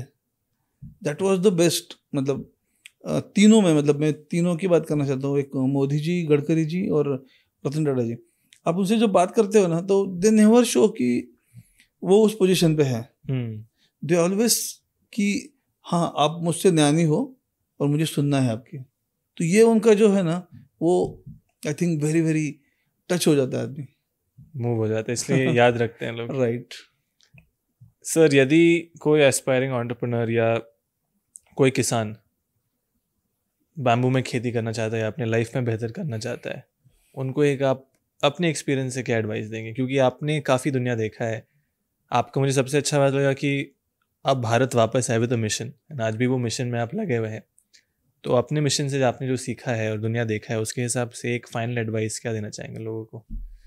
नहीं, मुझे ऐसा लगता है कि बाम्बू या सस्टेनेबिलिटी में बहुत पोटेंशियल है। एक कोऑर्डिनेटेड एफर्ट्स की ज़रूरत है। ये वन मैन शो बिल्कुल नहीं है, ये आपको एक टीम बनानी पड़ेगी। आप अकेले से एक मैच जीत सकते हो, पर आपको चैम्पियनशिप जीतनी है या ट्रॉफी जीतनी है तो आपको एक टीम बनानी पड़ेगी। तो पहले टीम बनाओ एंड देन थिंक कि आपके एरिया में क्या अच्छा है। बाम्बू है तो definitely go for bamboo, but ऐसे नॉट नेसेसरी कि बाम्बू में ही करना है, कोई भी एग्रीकल्चर। बट ज़मीन मत बेचो, ज़मीन ये बहुत लिमिटेड रिसोर्स है। और मार्केट का गैप ढूंढो, just don't follow the ship कि सब भीड़ भाग रहे तो मैं भी उधर भागूंगा, वो मत करो। जस्ट थिंक, बहुत सारे स्कीम्स अवेलेबल है, लेकिन ग्रुप में जाओ, अकेला मत जाओ। वो हिंदी पिक्चर में डायलॉग अच्छा लगता है, सिंगल मैन, हाँ, वो मत करो, क्योंकि आपको वी आर अ सोशल, मतलब हम सोशल ही है, ह्यूमन बीइंग, तो why not business doing socially. Perfect sir, thank you so much आपके समय के लिए। मुझे इस बात की काफ़ी खुशी हो रही है कि बैम्बू, हम अपने चैनल के माध्यम से बैम्बू को एक प्लेटफॉर्म दे पाए। मुझे भी बहुत कुछ सीखने को मिला है और ज़रूर कोशिश रहेगी कि फ्यूचर में इसके तरफ कंट्रीब्यूट करें। शायद आज वो हो कि एक बैम्बू टूथब्रश लें, या फिर कल हो कोई नया बिजनेस स्टार्ट करें या किसान का मदद करें। बट मैं उम्मीद करता हूँ कि ये एक लाइफस्टाइल चेंज का ज़रूरत है। जितना ही ज़रूरत चेंज किसान में है, हम में उससे ज़्यादा कंज्यूमर्स को, क्योंकि कोई भी चेंज आता है, चाहे वो क्लीन फूड का चेंज हो, चाहे वो सस्टेनेबल लिविंग का चेंज हो, बेटर लाइफस्टाइल का चेंज हो, कंज्यूमर से स्टार्ट होता है। अगर कंज्यूमर एक्सेप्ट नहीं करेगा तो ज़्यादा बिजनेस हम सस्टेन भी नहीं कर पाएंगे। तो मैं रिक्वेस्ट करता हूँ कंज्यूमर्स को कि एक सस्टेनेबल एक कदम लें, ताकि एक बेहतर धरती हम छोड़ सके अपने फ्यूचर जनरेशंस के लिए। नहीं, डेफिनेटली। एक जैसे मोदी जी ने मेरे ख्याल से सेकंड जो मन की बात थी, उन्होंने कहा था कि खादी का एक प्रोडक्ट आप यूज़ करो और बस बाकी कुछ मत करो। आप don't buy all convert your clothing into khadi, but at least एक रुमाल ले लो या टी शर्ट ले लो। तो आज वो खादी बिजनेस जो है, यू विल सी कि वो कम्प्लीटली ट्रांसफॉर्म हो गया है। आज khadi is a trend, right. तो वैसे ही आज इस पॉडकास्ट के माध्यम से हम कहते हैं कि एटलीस्ट एक घर में एक बाम्बू की चीज़ इस्तेमाल करना शुरू करो, क्योंकि उसका डायरेक्टली बेनिफिट फार्मर्स को जाता है। इट इज़ नॉट लाइक कि किसी बिजनेस हाउस को जाता है, एक फार्मर्स के घर में जाता है। आज भी हम अप्रोक्सीमेटली अगर 100 रुपये कमाते हैं तो मुझे पता है कि 32 to 40 रुपीज़ के आसपास फार्मर्स के अकाउंट में जाते हैं। तो ये बहुत इंपॉर्टेंट है। तो ये जितना उनके पास पैसा जाएगा उतना हम मिडिल क्लास और भी ज़्यादा रिच हो जाएगा। एब्सोल्युटली। उसी पे sir I would like to end this podcast. Thank you so much आपके समय के लिए, एंड उम्मीद करता हूँ आपसे मे बी फैक्ट्री में या किसी खेत में दोबारा मिले। अरे ज़रूर ज़रूर, मोस्ट वेलकम। यस।